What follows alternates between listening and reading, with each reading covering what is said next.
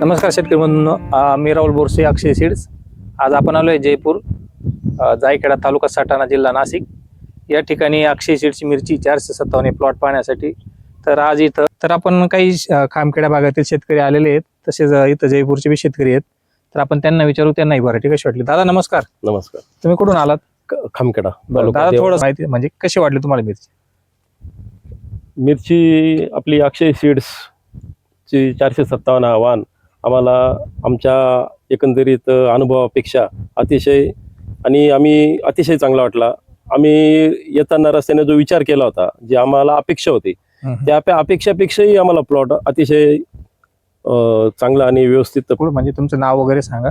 आणि मी सुनील शेवाळे, मुक्काम पोस्ट खामखेडा, तालुका देवळा, नाशिक. आम्ही दरवर्षी पण मिरची करतो. मिरचीचे शेतकरीच आहोत आम्ही. आणि मागच्या वर्षी पण आमच्याकडे मिरची होती.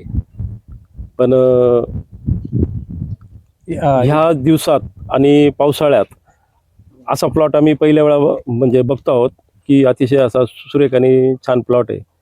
आणि हा एकंदरीत हा प्लॉट बघितल्यामुळे आता आमची पण इच्छा होते की आपण इथून आता जो येणारा आमचा सीझन आहे मिरचीचा, त्या सीझन मध्ये आम्ही आता 457 यावानाची आम्ही लागवड. जे जे एक गुण एका मिरचीत एका वाणात लागतात ते सगळं परिपूर्ण या मिरचीत दिसतंय.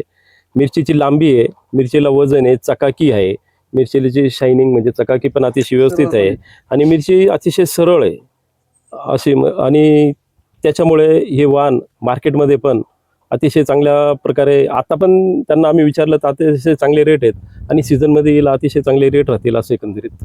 सातच खुडा तयार झालाय. तिचं एक ते चांगलं वैशिष्ट्य वाटलं.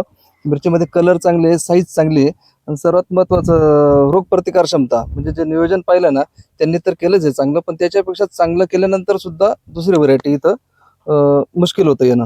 त्याच्यामुळे मिरची एकदम चांगली आहे, आणि ही व्हरायटी लावायला कुठल्या शेतकऱ्यांना काही अडचण नाही.